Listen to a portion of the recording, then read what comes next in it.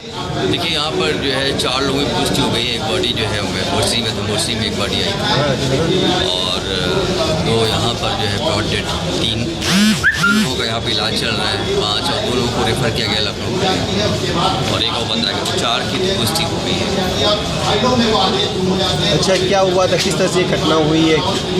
अभी मिल रहा है, मैंने ऐसा पूछा है तो उन्होंने बताया कि रानीगंज बाज़ार में जो है वही जो है ठेके की शॉप थी, वहाँ से इन्होंने रात में शराब लिया है। उसके बाद अभी जांच का विषय है कि क्या चीज़ है। ये जो बीमार है कितने लोग अभी तक जो है आप संख्या बताइए।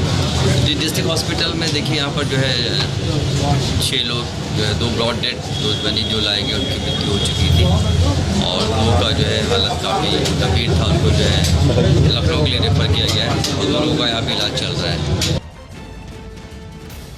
और ये बहुत दुखद बात है। लगातार हमारे अधिकारियों और कर्मचारियों के ऊपर तत्काल हम लोग ने बहुत समझाने के बावजूद भी और करने के बाद भी आज भी उसमें सुधार की आवश्यकता है और इसी सुधार की कमी के वजह से आज ये घटनाएं लगातार हो रही है। कितने लोगों पे एक्शन लिया सर, कितने लोगों पे? अभी जिला आबकारी अधिकारी को निलंबित किया है, उसके साथ में जो इंस्पेक्टर एक मौर्य जी हैं उनको निलंबित किया है, 3 हेड कांस्टेबल और 5 सिपाही। इस खबर पर जुड़ रहे हैं अजीत, बड़ी लापरवाही, जैसा कि अभी हम देख रहे थे रिपोर्ट भी, वहां पर किस तरह से बाकायदा एक बार की तरह से चलाया जा रहा था शराब की दुकान को और वहां पर अभी तक जो जानकारी है 14 लोगों की मौत हुई है। अब चाहे कुछ भी प्रशासनिक दावे किए जाएं, लेकिन 14 घरों से चिराग बुझ चुके हैं। बिल्कुल प्रीति, आपने सही बात कही कि 14 लोगों की मौत हो चुकी है। हालांकि इसमें अब तक 12 लोगों को निलंबित किया जा चुका है और जो शराब माफिया है तानवीर, उनके खिलाफ मुकदमा भी पंजीकृत कर लिया गया है बाराबंकी थाने में।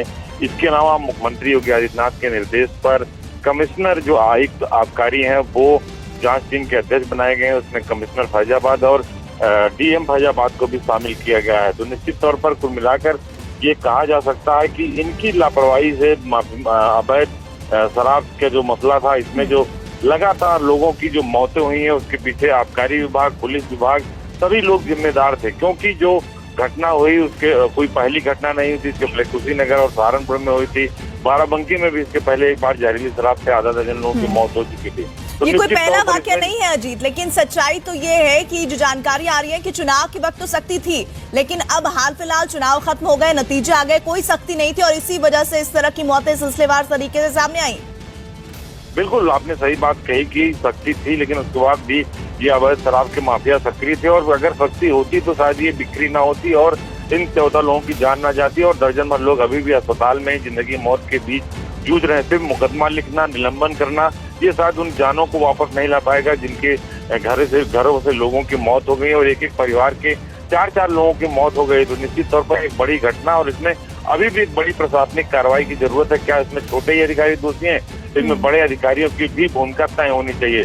यही वजह है कि मुख्यमंत्री ने खुद सीधे तौर पर बात की और मृतकों के परिजनों को 2-2 लाख रुपए की सहायता दी और साथ ही एक कमेटी गठित कर दी है। उस कमेटी की रिपोर्ट के बाद और कई बड़े अफसरों पर भी कार्रवाई की जाएगी। सिर्फ कार्रवाई से काम नहीं बनेगा, जहरीली शराब पहुंची कैसे नागरिकों तक, लोग कैसे पी पा रहे हैं, इस पर ही सीधे लगाम लगाने की जरूरत है, नहीं तो ये इस तरह की मौत का सिलसिला चलता ही रहेगा। बहुत बहुत शुक्रिया जी।